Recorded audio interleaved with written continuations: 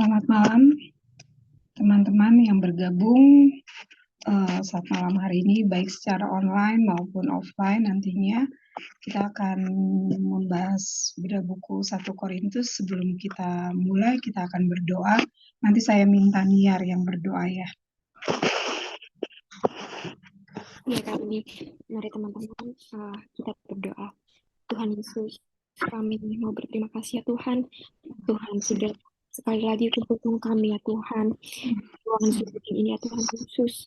Kami percaya Tuhan Yesus semua karena kebaikan-Mu, semua karena anugerah-Mu. Kami boleh punya kesempatan untuk belajar lebih lagi ya Tuhan Yesus dalam firman-Mu ya Tuhan. Tuhan, kami berdoa di malam hari ini, Tuhan yang jamah ya Tuhan. Setiap hati kami yang mengikuti Bible study di malam hari ini ya Tuhan, kami boleh bukan hanya mendengar atau mengerti ya Tuhan Yesus, tapi kami boleh menghidupi firman-Mu ya Tuhan. Kami boleh mengenal lebih lagi rancangan-Mu, keinginan-Mu dalam hidup kami ya Tuhan Yesus. Tuhan, kiranya Tuhan yang lembutkan hati kami, yang jamah hati kami ya Tuhan Yesus, memiliki telinga hati untuk mendengar sebagai seorang hamba. Tuhan tidak mengeraskan hati kami ya Tuhan Yesus ketika kami harus mendengarkan koreksi yang daripada-Mu ya Tuhan. Tuhan, kami juga berdoa ya Tuhan Yesus untuk setiap orang, setiap dari saudara kami yang belum punya keinginan untuk mengenal lebih lagi firman-Mu Tuhan. Kami percaya Tuhan saja yang jamah. Kami percaya Tuhan Yesus, Tuhan tolong kami semua untuk setiap hari mau ya Tuhan Yesus belajar lebih lagi mengenal ya Tuhan Yesus arti dari kebenaran firman-Mu Tuhan. Terima kasih ya Tuhan, kami serahkan juga Bung Semi ke dalam tangan-Mu, setiap pengajaran yang datang daripada-Mu Tuhan, boleh kami dengar, boleh kami terima dengan baik, dengan sukacita Tuhan. Kami serahkan ya Tuhan pelajaran malam hari ini ke dalam tangan-Mu, di dalam nama Tuhan Yesus Kristus. Haleluya. Amin. Amin. Terima kasih Niar. Kita akan bahas 1 Korintus 9 ayat 1 sampai 14, tapi kita akan bagi dua. Saya akan bacakan ayat 1 dan 2 dulu. Bukankah aku rasul? Bukankah aku orang bebas? Bukankah aku telah melihat Yesus Tuhan kita? Bukankah kamu adalah buah pekerjaanku dalam Tuhan? Sekalipun bagi orang lain aku bukanlah rasul, tetapi bagi kamu aku adalah rasul. Sebab hidupmu dalam Tuhan adalah meterai dan dari kerasulanku.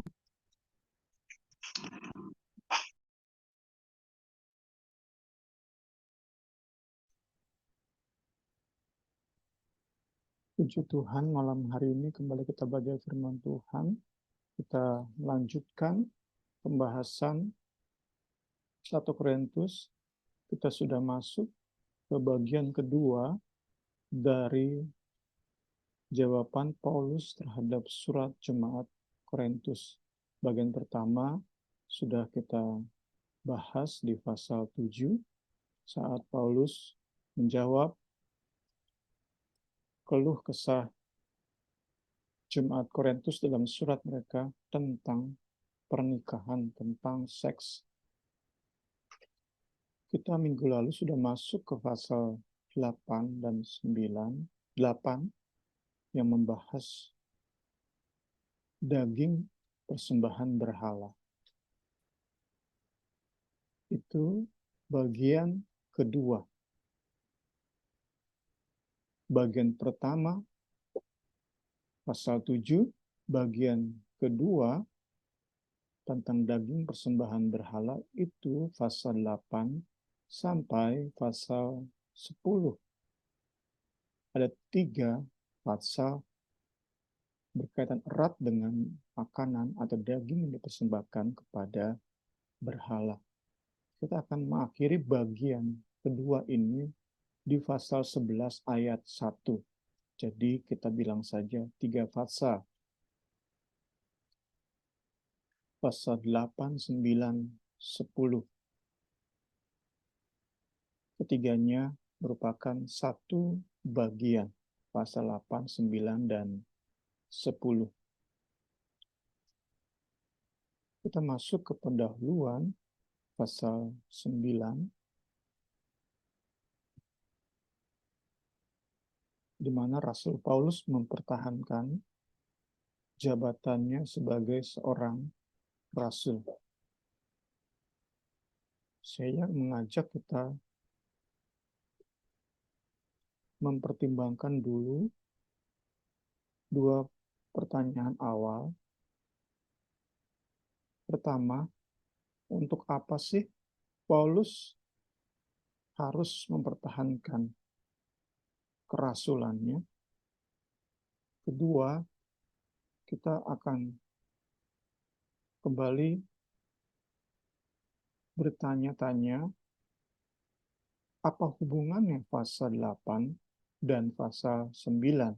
Pasal 8 bicara tentang daging persembahan berhala, apa hubungannya dengan rasul, jabatan rasul yang akan Paulus pertahankan di pasal 9. Apa hubungannya? Itu dua pertanyaan yang kita coba jawab sebagai pendahuluan. Pertama, untuk apa sih Paulus mempertahankan jabatannya dari serangan orang-orang Korintus? Untuk apa? Apa perlu? Atau memang ia ternyata insecure, kurang yakin dengan jabatan kerasulannya? Apa mungkin karena ia sadar ia tidak termasuk dari 12 murid Yesus? Apakah karena itu? Untuk apa sih, pertanyaan kita, ia mempertahankan kerasulannya? Puji Tuhan.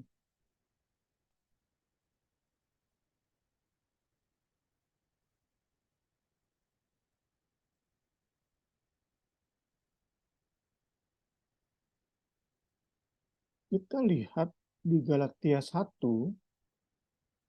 Paulus di sana menjelaskan, menegaskan bahwa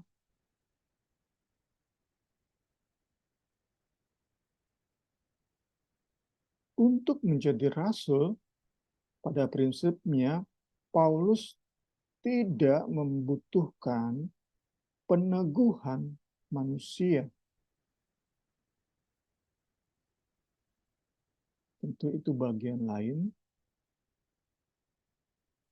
Pada malam hari ini, yang menjadi pertanyaan adalah, untuk apa sih Paulus menghabiskan satu pasal ini untuk mempertahankan kerasulannya, jabatannya sebagai seorang rasul yang dipertanyakan oleh jemaat Korintus? Mungkin bagi beberapa orang sezamannya, Paulus sebenarnya nggak perlu melakukan pembelaan diri. Kita bisa masuk ke zaman kita. Mungkin ada sikap seorang hamba Tuhan, pilihan seorang hamba Tuhan yang kita soroti dan kita ragukan apa memang perlu ia melakukan hal seperti itu. Demikian pula ada kemungkinan di zaman Rasul Paulus hidup, saat ia menulis surat ini, ada orang-orang yang meragukan, untuk apa sih Paulus sampai menggunakan satu pasal hanya demi mempertahankan jabatannya sebagai seorang rasul.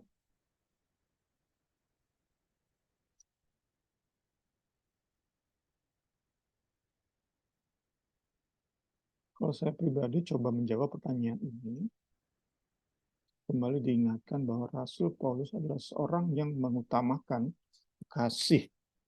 Kita bisa yakin bahwa saat ia membela, mempertahankan jabatannya, ia bukan berfokus pada diri sendiri. Ia sedang melakukan hal ini, menulis pasal 9 ini untuk membangun sesama, untuk memulihkan jemaat Korintus. Menjadi pelajaran kita, aplikasi dalam kita menjalani hidup kekristenan, ada saat-saat di mana kita menilai tindakan seorang hamba Tuhan, bahkan tindakan seorang anak Tuhan, itu kurang baik menurut pendapat kita, menurut point of view kita. Cara pandang kita nggak baik ini, tindakan hamba Tuhan ini. Kita diajari malam hari ini perlu lebih berhati-hati dalam menilai tindakan seorang hamba Tuhan, juga seorang jemaat. Kita perlu lebih bijak, lebih teliti dalam menilai, dalam menghakimi. Jangan-jangan dalam tindakan yang menurut kita kurang baik tersebut, itu bersumber dari hati yang paling murni. Barusan kami nyanyi saat keluarga berdoa, ubah hatiku, seputih hatimu, setulus salibmu. Jangan-jangan kita yang menghakimi, kita yang menilai, ternyata hatinya lebih kotor daripada orang yang kita anggap tindakannya, perilakunya, pilihan yang ia ambil kurang bijak. Karena itu terus dan terus kita belajar mengoreksi hati. Saat kita belajar firman Tuhan, dalami, gali kebenaran firman, kiranya apa yang kita belajar itu sampai ke hati, sehingga bukan hanya otak kita dipenuhi dengan pengetahuan firman, tetapi hati kita lebih lagi dikalibrasi oleh kebenaran firman Tuhan. Puji Tuhan. Segala hormat kemuliaan bagi Yesus Tuhan kita. Kita bersyukur kita bisa belajar dan belajar dan belajar lagi. Tidak pernah bosan kita belajar. Karena kita sudah alami pembelajaran kita mengubahkan hati, dari hati mengubahkan pola pikir, cara pandang, sehingga kita bisa menyikapi segala sesuatu dalam hidup ini dengan lebih tepat dan lebih tepat lagi. Puji Tuhan.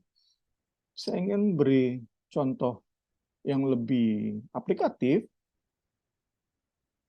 misalnya di kalangan GPDI. Ada perdebatan yang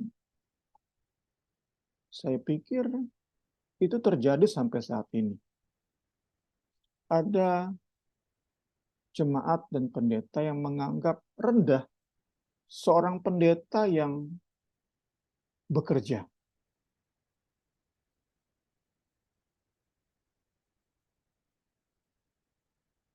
Saat kita belajar malam hari ini, kiranya kita bisa sekali lagi diselaraskan dengan firman Tuhan. Hati-hati dalam menganggap rendah seorang pendeta yang juga misalnya orang kantoran atau pengusaha. Harus berhati-hati banget. Jangan sampai kita menganggap rendah pendeta yang seperti itu. Puji Tuhan, puji Tuhan. Kita mau belajar dan belajar bisa menghargai perbedaan dalam hal-hal sekunder, dalam hal-hal non-esensial. Baik terhadap hamba Tuhan atau pendeta, juga terhadap jemaat.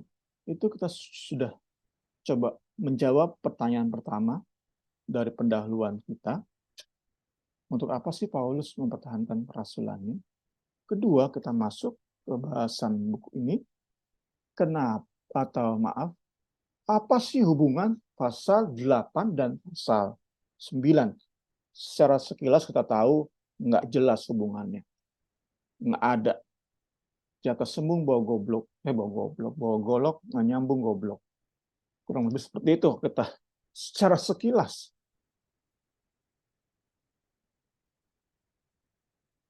Tetapi kita tahu bersama saat kita dalami firman, kita akan dapati betapa integralnya betapa menyatunya dua pasal ini.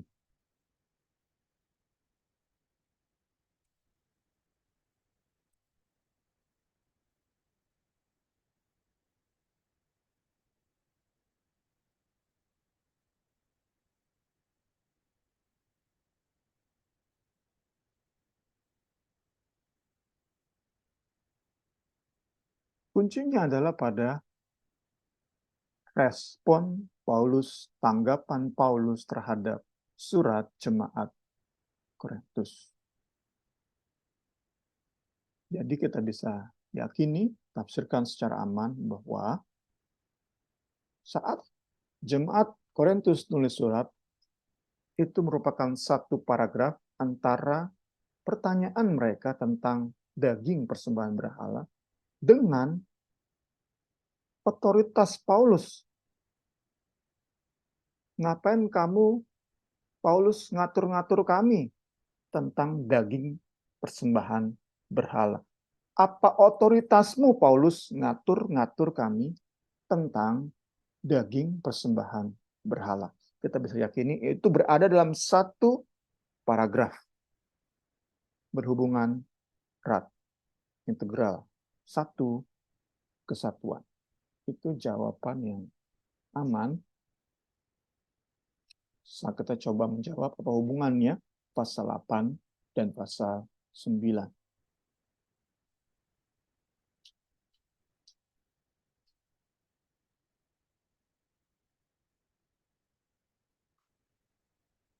Keraguan jemaat Korintus itu muncul dan tumbuh semakin ragu. Asalnya ada 2 poin. Pertama,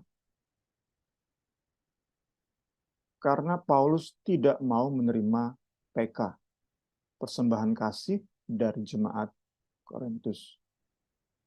Kedua, karena menduanya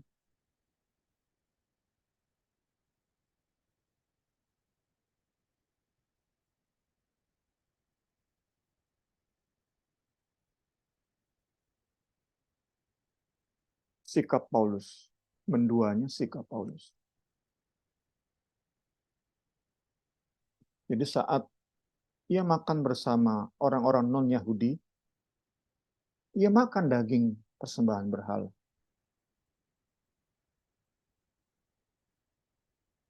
Namun saat makan bersama dengan orang-orang Yahudi, ia menolak makan daging tersebut.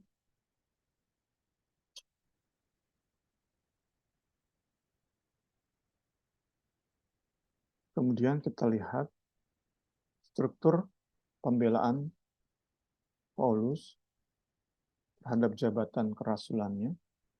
Pertama, ia menegaskan kerasulannya itu di ayat 1-14 yang kita bahas malam hari ini. Nanti selanjutnya pasal 15-23 Paulus menjelaskan bahwa jabatannya sebagai rasul membuatnya bebas untuk pertama menerima PK atau tidak. Itu bebas Paulus, nggak mempengaruhi kerasulannya. Kedua, kerasulannya membuatnya bebas untuk makan atau tidak makan semua jenis makanan. Tentu kita nanti hubungkan dengan kebebasan yang Kristus berikan. Soal makan minum tidak penting bagi kerajaan surga. Dan tampaknya masalah yang krusial, masalah yang menjadi fokus di bagian ini, pasal 9 ini, adalah kebebasannya untuk berbuat apa saja. Dalam konteks kebebasan yang Kristus anugerahkan. Tetapi sebelum sampai kepada Paulus menyatakan bahwa ia bebas untuk makan apa saja, untuk tidak atau menerima PK dari jemaat. Sebelum sampai kepada bahasan tersebut, Paulus lebih dahulu mempertahankan hak-hak kerasulannya. Ayat 1 dan 2. Ayat pertama,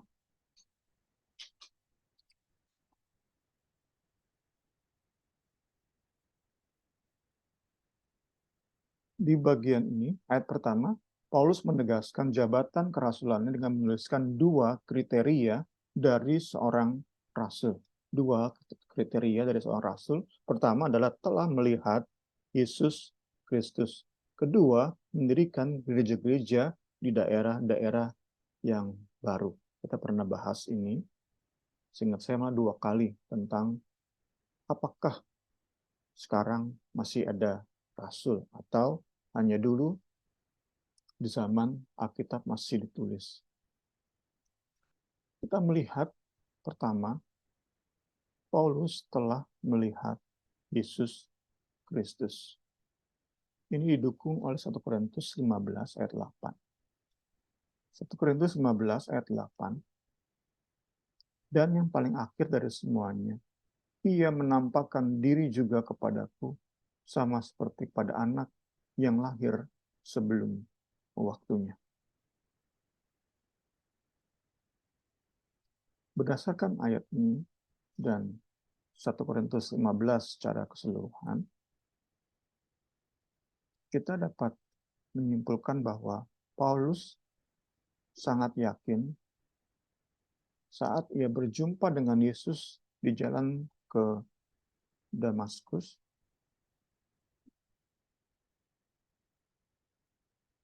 ia berjumpa dengan Yesus yang bukan hanya sekedar dalam bentuk penglihatan, tetapi ia sangat yakin bahwa Yesus yang menyatakan menjumpai dirinya itu persis nature-nya sama dengan Kristus yang menampakkan diri kepada murid-murid setelah ia bangkit. Sebelum naik ke surga 40 hari, Tuhan Yesus berulang-ulang menampakkan diri dalam tubuh kebangkitannya kepada murid-murid. Bahkan Paulus daftarkan sampai 500 orang, kemudian kepada Yakobus, kepada Petrus. Jadi Paulus yakin pengalaman dia di jalan ke Damaskus itu Yesus dalam tubuh kebangkitannya menampakkan diri kepada dia. Karena itu, poin yang pertama, ia yakin ia telah melihat Tuhan Yesus dalam tubuh kebangkitannya. Kedua, masih terus di bagian pertama. Pertama, dia yakin pengalamannya itu bukan hanya penglihatan. Kedua, Paulus pun menegaskan bahwa ia bukan sekadar dijumpai oleh Yesus dalam tubuh kebangkitannya, tetapi ia pun menerima tugas kerasulan dari Yesus sendiri. Kita baca Galatia 1:16. Tapi waktu ia yang telah memilih aku, sejak kandungan ibuku telah memanggil aku oleh kasih karunia-Nya, berkenan menyatakan anaknya di dalam aku, supaya aku memberitakan dia di antara bangsa-bangsa bukan Yahudi. Maka saat pun aku tidak minta pertimbangan kepada manusia. Inilah tugas yang diterima Rasul Paulus sebagai seorang rasul, memberitakan Injil, kabar baik kepada bangsa-bangsa bukan Yahudi. Bangsa-bangsa ini belum pernah mendengar Injil, dan Rasul Paulus diutus. Jika Petrus, Yakobus dikatakan diutus kepada bangsa Yahudi, Maka Paulus diutus kepada bangsa-bangsa bukan Yahudi. Jadi dalam bagian ini, Paulus menegaskan bahwa ia bukan hanya berjumpa dengan Yesus dalam tubuh kebangkitannya, namun ia pun diberi tugas langsung oleh Yesus untuk menjadi rasul Yesus Kristus. Sekali lagi kita sedang membahas penegasan Paulus mempertahankan jabatannya sebagai seorang rasul.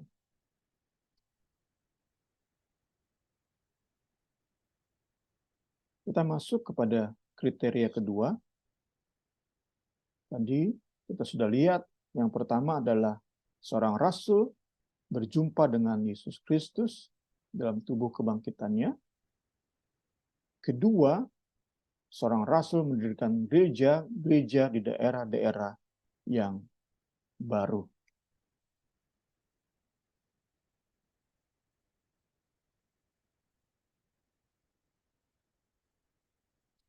Kita masuk ke ayat 2.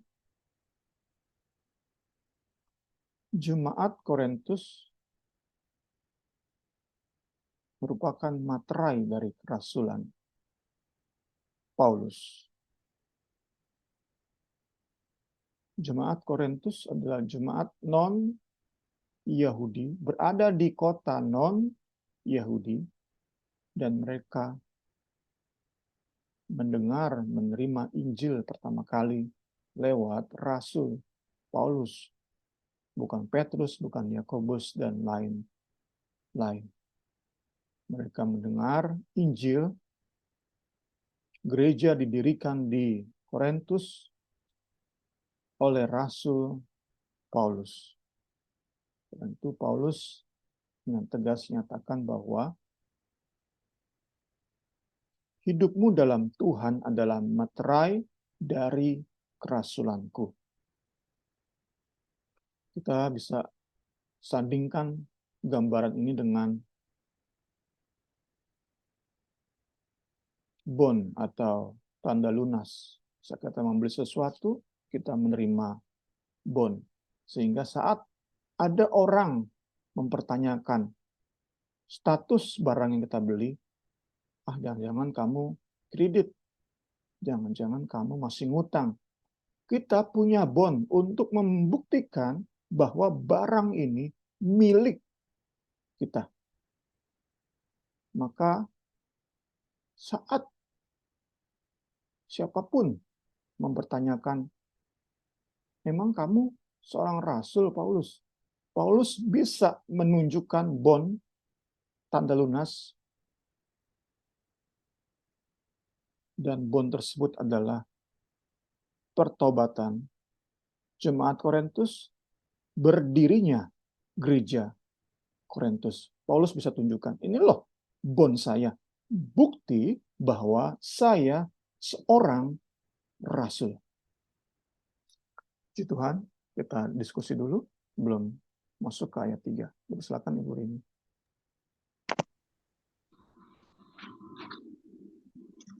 Puji Tuhan. Ada yang mau bertanya atau menambahkan? Boleh.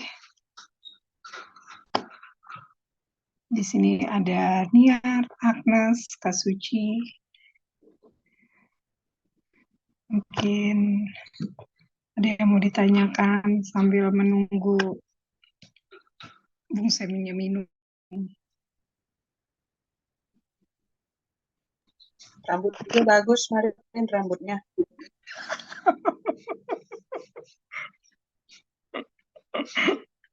Makasih Kak Suci. Ada. Oke, kita lanjut ya teman-teman.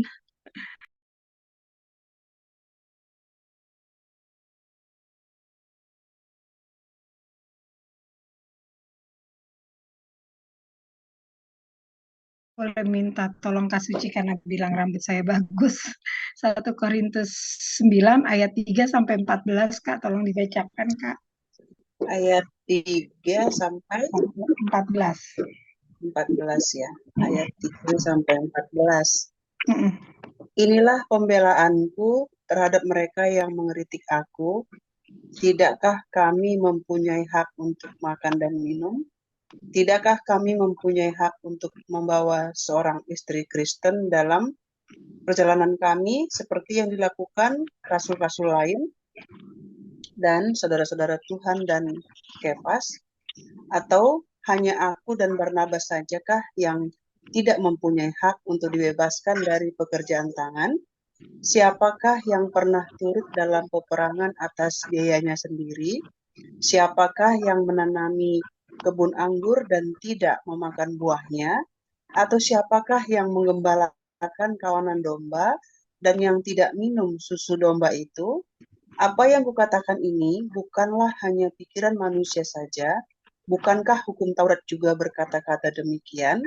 Sebab dalam hukum Musa ada tertulis, janganlah engkau memberangus mulut lembu yang sedang mengirik, lembukah yang Allah perhatikan? Atau kitakah yang ia maksudkan? Ya, untuk kitalah hal ini ditulis, yaitu pembajak harus membajak dalam pengharapan, dan pengirik harus mengirik dalam pengharapan untuk memperoleh bagiannya. Jadi, jika kami telah menaburkan benih rohani bagi kamu, berlebih-lebihankah kalau kami menuai hasil duniawi daripada kamu? Kalau orang lain mempunyai hak untuk mengharapkan hal itu daripada kamu, bukankah kami mempunyai hak yang lebih besar? Tetapi kami tidak mempergunakan hak itu. Sebaliknya, kami menanggung segala sesuatu supaya jangan kami mengadakan rintangan bagi pemberitaan Injil Kristus. Tidak tahukah kamu bahwa mereka yang melayani dalam tempat kudus mendapat penghidupannya dari tempat kudus itu, dan bahwa mereka yang melayani mezbah mendapat bahagian mereka dari mezbah itu? Demikian pula Tuhan telah menetapkan bahwa mereka yang memberitakan Injil harus hidup dari pemberitaan Injil itu. Ya, makasih Kak Suci. Sama-sama.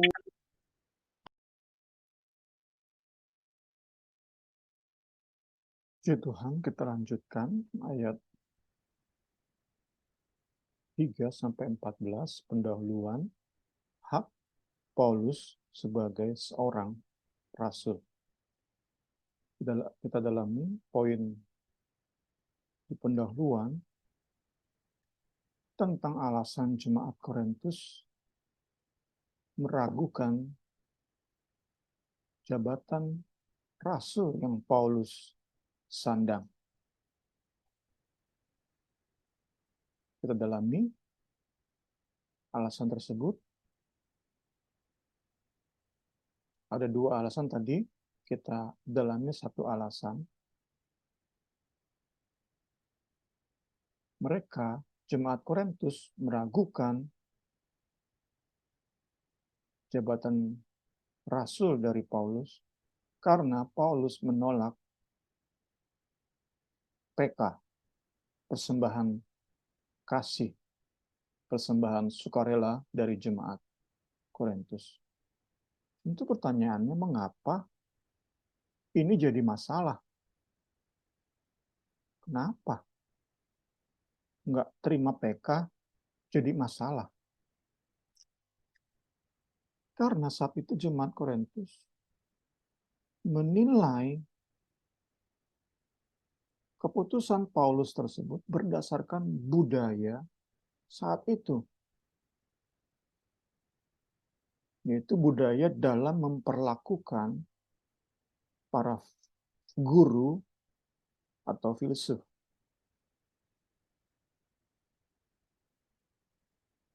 Ada 4 kelompok guru dan filsuf yang saling bertentangan dalam hal membiayai hidup mereka sehari-hari. Ada 4. Kelompok pertama, menarik biaya, memungut biaya.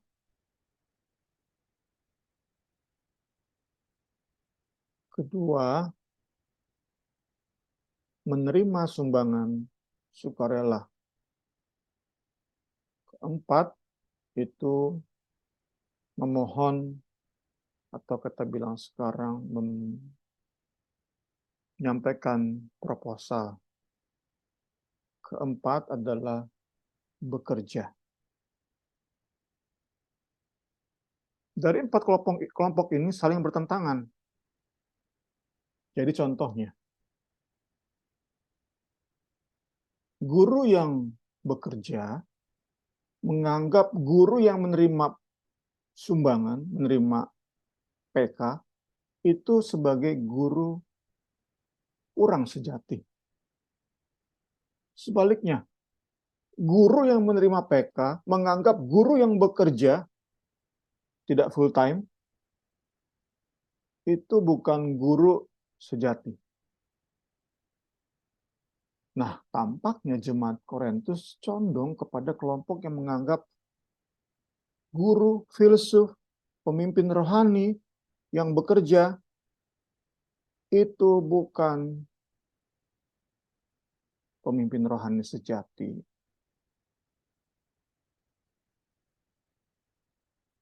Padahal kita tahu bersama Paulus bekerja sebagai seorang tukang kemah.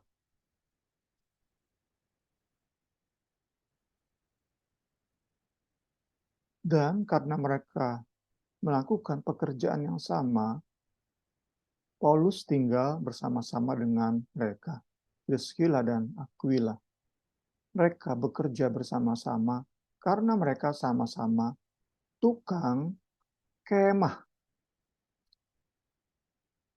Nah, bagi jemaat Korintus, pilihan hidup Paulus ini itu menjadi tanda bahwa Paulus sendiri kurang yakin akan kerasulannya. Itu point of view-nya, cara pandangnya jemaat Korintus. Jemaat Korintus melihat keengganan Paulus menerima PK karena Paulus sendiri kurang yakin apakah ia benar seorang rasul.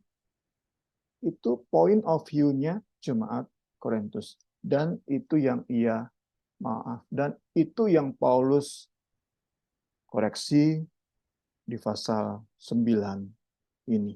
Point of view dari jemaat Korintus, cara pandang dari jemaat Korintus.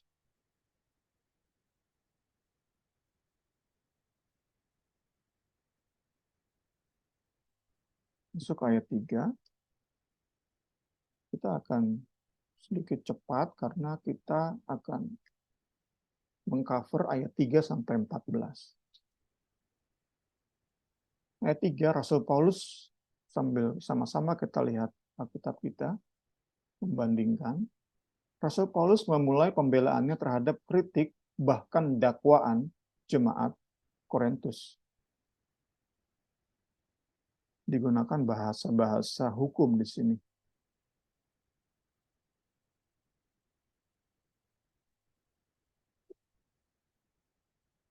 Paulus berusaha menjawab keraguan jemaat Korintus. Ayat 4-6, Paulus memulai dengan beberapa pertanyaan retorik. Dengan pertanyaan-pertanyaan ini, Paulus coba menyadarkan. Saya coba tafsirkan secara sederhana. Paulus coba menyadarkan jemaat Korintus bahwa sebenarnya mereka tahu kok bahwa Paulus itu seorang rasul. Paulus seperti ingin bilang, kalian tuh ragukan saya. Sebenarnya karena kalian udah sombong, kalian mentang-mentang punya guru-guru baru yang lebih pintar dari saya, kalian meragukan kerasulan saya.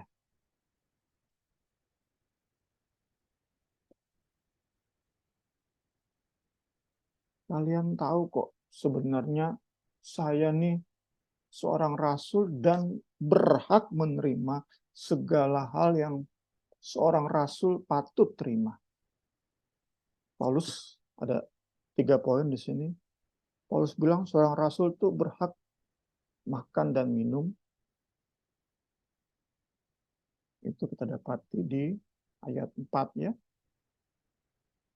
Tidakkah kami punya hak untuk makan dan minum? Kemudian Paulus berkata, kami pun seorang rasul berhak dalam menikah. Itu di ayat 5. Menikah dan membawa istri dalam pelayanan. Ketiga di ayat 6. Kalian juga tahu kok bahwa kami sebagai rasul, kami pun sebenarnya berhak untuk dibebaskan dari pekerjaan tangan.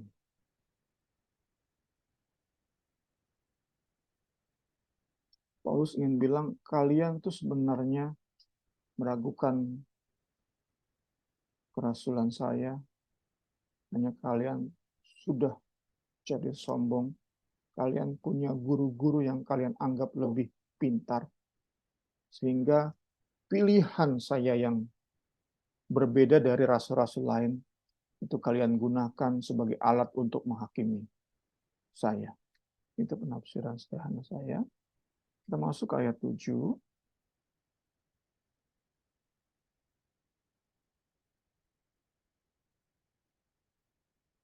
Paulus menggunakan profesi tentara, petani, dan gembala sebagai alegori untuk mendukung argumentasinya.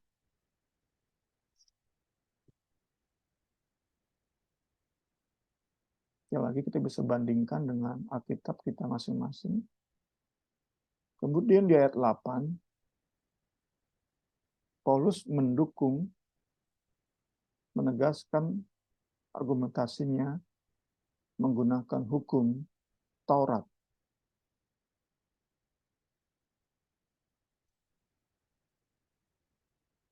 Kemudian ayat 9 dan 10 saya coba memperjelas dengan terjemahan lain. Saya tulis di sini, saya berikan di sini ayat 9. Ada tertulis dalam hukum Taurat Musa, jika seekor lembu hendak mengirik biji-bijian, jangan menutup matanya dan melarangnya makan. Jika Allah berkata demikian, apakah ia hanya berpikir tentang lembu? Tidak.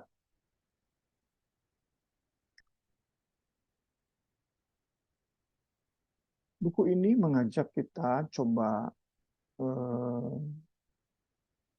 lebih detail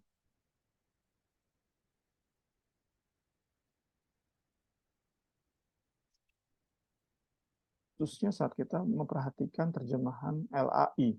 Saya coba lengkapi tadi dengan terjemahan Alkitab mudah dibaca. Saat kita membaca LAI, sepertinya Paulus sedang mempertanyakan Perjanjian Lama. Sepertinya Paulus sedang mengoreksi, kalau kita baca secara sekilas, ayat 9 itu merupakan koreksi Paulus terhadap Perjanjian Lama. Lembukah yang Allah perhatikan? Sepertinya Paulus sedang menafsir ulang, mengartikan ulang hukum Taurat. Nah, saat kita baca tadi dari terjemahan Alkitab mudah dibaca, itu lebih tepat. Jika Allah berkata demikian, apakah ia hanya, itu kata kuncinya, hanya berpikir tentang lembu? Tentu tidak. Terlebih saat Paulus menulis, ia berada di perjanjian yang baru. Ayat-ayat di perjanjian lama itu memperoleh penggenapannya. Jadi bukan berarti Allah Israel tidak memperhatikan lembu, tidak memperhatikan binatang. Kita sudah pernah membahas hal ini tentang perhatian Allah terhadap binatang saat kita membahas tentang Sabat di kitab Keluaran. Ayat 11-12, 12a, saya pun sertakan dengan terjemahan lain. Jadi, kalau kami sudah menanam bibit rohani di antara kalian, wajarlah jika kami mendapatkan keperluan jasmani dari kalian. Bukankah guru-guru lain yang berkhotbah dalam jemaatmu juga menerima dana dari kalian? Kalau mereka saja berhak, tentu kami lebih berhak lagi.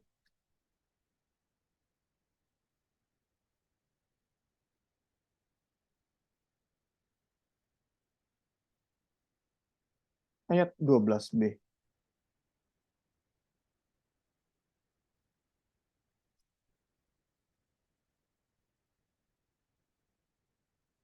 Baru kita akan dapati apa yang kita akan dalami nanti di Selasa depan mungkin.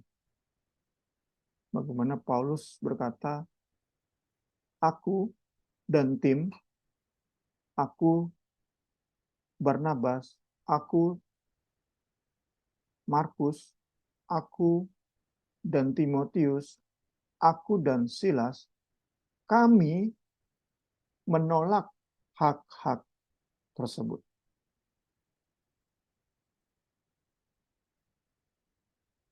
Nanti kita akan dalami itu di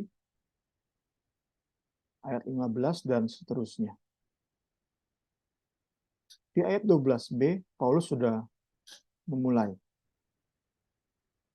Bagi Paulus,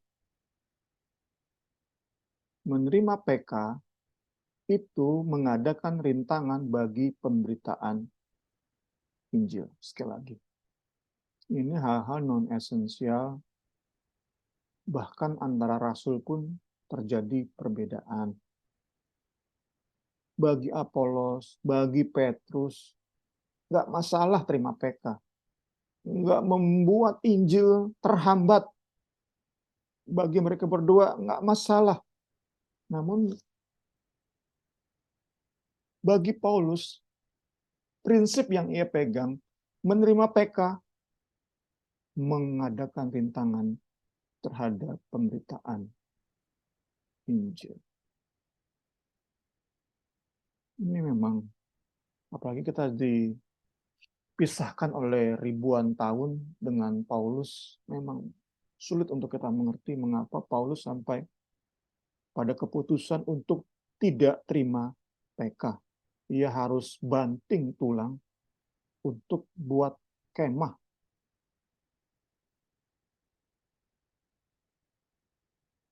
Buat tenda dia. Dia masuk dalam industri atau home industri pertendaan.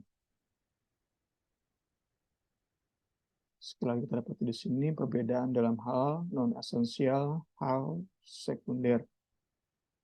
Kita dapati malam hari ini penegasan bahwa berbeda dalam hal-hal sekunder tidak menghalangi seseorang untuk dipakai luar biasa oleh Tuhan Yesus Kristus. Paulus dipakai Tuhan luar biasa. Petrus dipakai Tuhan luar biasa. Tetapi dalam hal menerima PK, mereka berseberangan. Karena itu, kita bisa aplikasikan dalam kekristenan zaman now. Ada pendeta di pedalaman yang mencari nafkah itu karena mau nggak mau. Kudu, mesti. Mereka tidak sedang memperkaya diri. Mereka mesti mencari nafkah dengan bekerja yang lain. Jadi petani,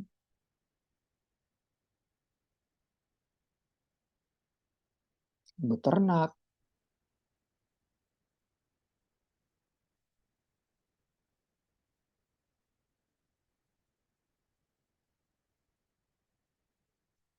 dari pendeta yang seperti ini, yang mau nggak mau, sampai pendeta di kota yang merupakan pengusaha sukses, kayak tajir melintir,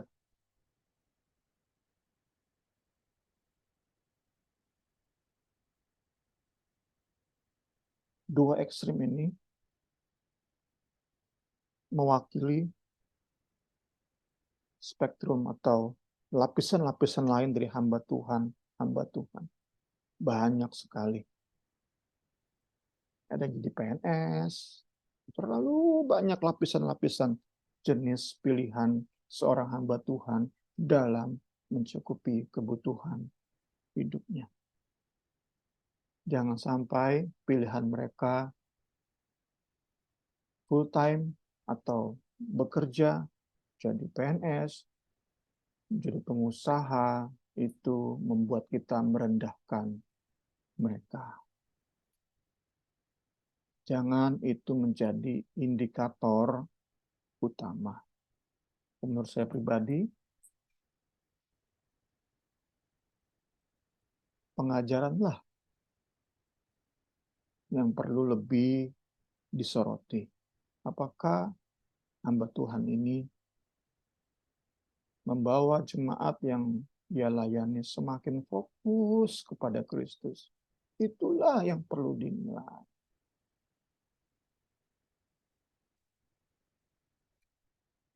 Tuhan Yesus tolong kita semua buat pembelajaran kita malam hari ini. Memang pembahasan yang bisa dikatakan jarang kita bahas. Karena memang ya pembahasan yang kurang menarik. Tetapi meskipun hal yang kurang menarik, kita percaya itu saat dipakai oleh Roh Kudus akan lebih dan lebih lagi menjadikan hidup kita seimbang dan seimbang sebagai seorang anak Tuhan. Puji Tuhan. Ayat 13. Paulus menegaskan haknya sebagai rasul kembali. Ia membandingkan pelayanannya dengan para imam yang melayani di tempat kudus. Sekali lagi untuk menegaskan haknya sebagai seorang rasul. Dan sebagai pamungkas, Paulus ayat 14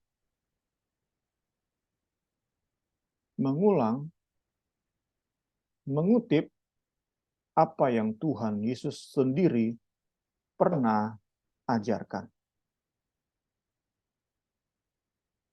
Kita lihat di dalam Lukas 10 ayat 7.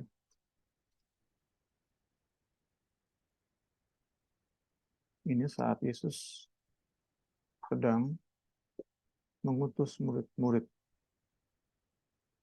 Tinggallah dalam rumah itu, makan dan minumlah apa yang diberikan orang kepadamu. Sebab seorang pekerja patut mendapat upahnya. Janganlah berpindah-pindah rumah. Paulus, kita sampai ke bagian akhir dari bagian kita malam hari ini.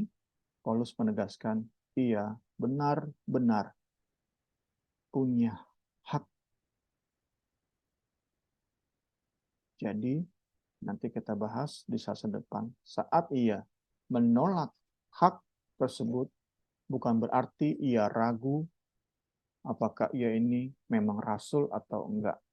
Tetapi Paulus tegaskan, aku yakin banget aku ini seorang rasul.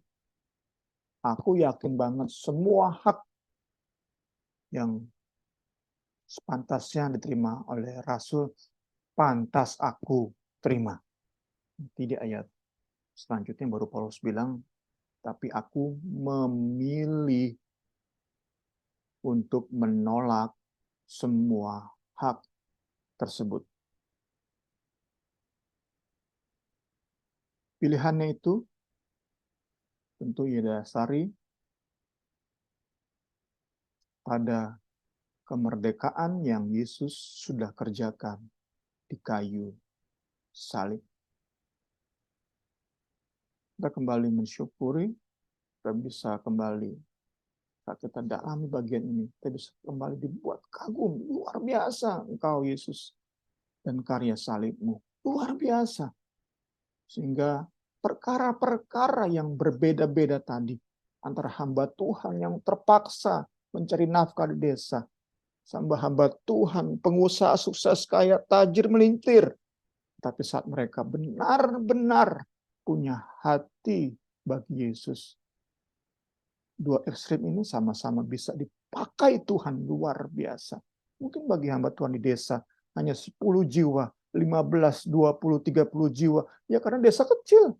Tapi benar-benar Tuhan pakai. Meskipun ia terpaksa mencari nafkah di desa.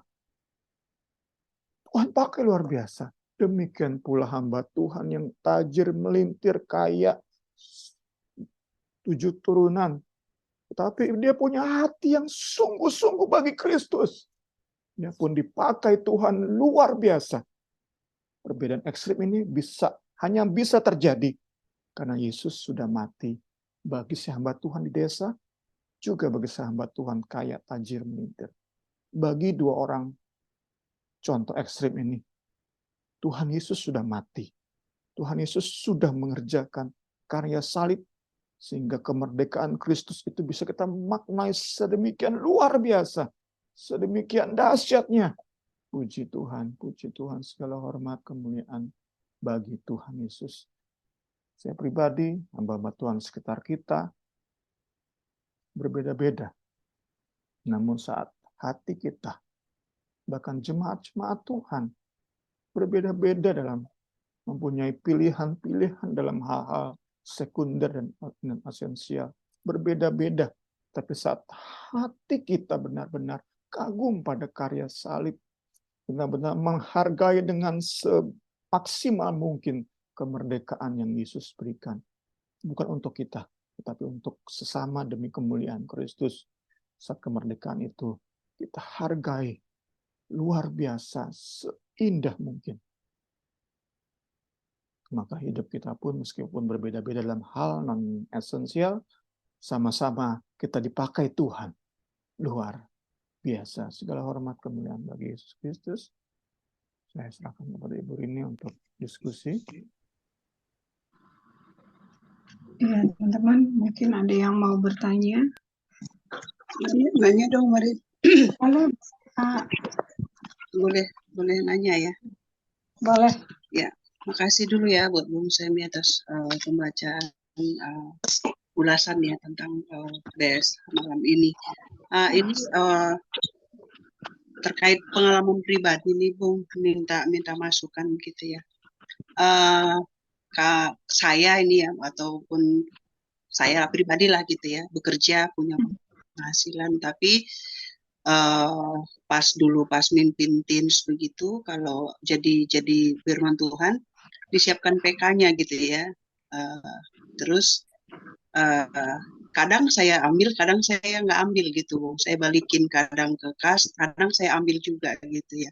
Ini kan saya udah punya penghasilan di luar dari pelayanan itu gitu ya Bung ya. Nah kedepannya nih biasanya misalnya nanti Kak Niar ngundang saya misalnya nanti gitu ya, misalnya terus disiapkan PK misalnya untuk firman Tuhan begitu. Nah baiknya gimana ya Bung menyikapinya ya gitu ya. Rasul bukan gitu ya Bung ya, tapi diberikan waktu untuk memberitakan firman di teens ataupun nanti di manapun gitu ya. Jika disiapkan PK, apakah harus sesuai dengan Lukas 10 ayat 7 tadi atau gimana ya Bung? Makasih ya Bung. Ya, kasih Kak.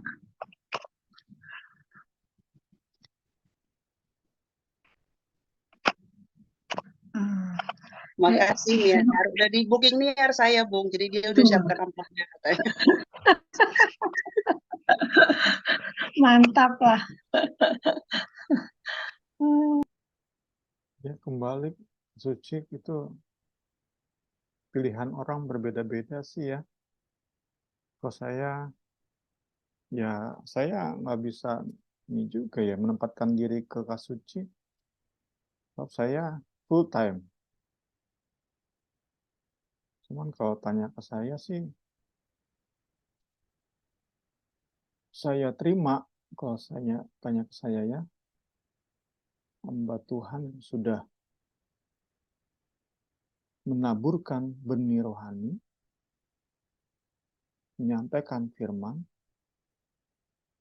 itu mempunyai hak untuk menerima berkat jasmani. Jadi terima atau nggak terima itu nggak masalah sebenarnya, tergantung kita. Kalau kita terima, bisa kita gunakan untuk yang lain mungkin. Nanti pas sudah terima bisa traktir saya sama Rini mungkin. Siap, Bung, siap. Niat dah siapin amplopnya, Bung. Atau traktir anak remaja, kan berbeda-beda kita ya. Tapi intinya ini hal esensial, kita punya hati kita rindu memberi yang terbaik dalam pelayanan firman untuk memberkati anak-anak remaja demi kemuliaan Kristus. Itu aja intinya menurut saya. Oke, makasih Bung, makasih ya. Iya, kalau Agnes atau Niar ada pengalaman sebagai guru sekolah minggu?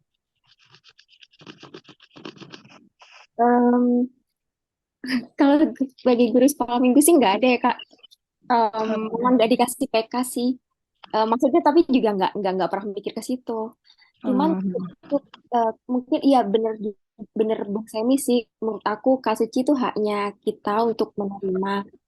Tapi memang waktu itu kan pernah apa ya bantuin Komsel Youth nyariin pembicara dari luar kan beberapa tuh kan aku pernah apa sih kayak suggest beberapa pendeta dari OSI sama dari di Indonesia di luar Depok gitu. Ada dari mereka yang ketika dikasih PK nggak mau, ada yang dikasih PK dibalikin lagi untuk kolekte gitu. Ya itu tergantung Kak Sucinya sih gimana. Cuman tetap itu ya haknya Kak Suci gitu. Seperti kata tadi gitu. Iya. Saya punya pertanyaan nih Bung kan ya puji ya apa sih kayak memberkati banget ya dengernya kayak eh, memang Tuhan itu bisa memakai orang siapa aja gitu dan dari berbagai kalangan, berbagai background itu menunjukkan apa ya kemuliaan Tuhan gitu. Yang mau saya tanyakan tuh kalau misalnya eh, tadi itu kan boleh apa bisa aja pendeta tuh bekerja, tapi misalnya gini Bung, kalau misalnya ada pendeta yang diurapi misalnya lah seperti Paulus, tapi dia tuh nggak pernah secara sekolah secara formal gitu di kalau misalnya di Indonesia kan misalnya pendeta biasanya harus punya atau pengkhotbah harus punya ini ya kayak background STT gitu-gitu. Kalau menurut Bung Sawi pandangannya gimana ya? Tapi dia misalnya cinta firman, terus mau bertekun dalam firman Tuhan, itu Bu.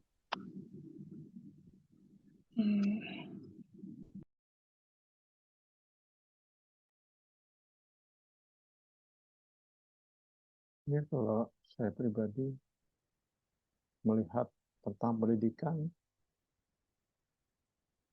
kalau punya uang, ya sekolah sih. Jawaban sederhana seperti itu ya. Walaupun ada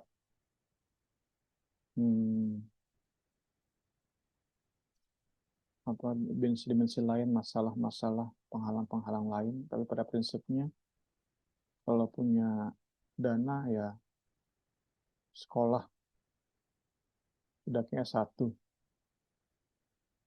Karena pernah diskusi juga kalau udah S2, S3 itu sebaiknya untuk mereka yang jadi dosen.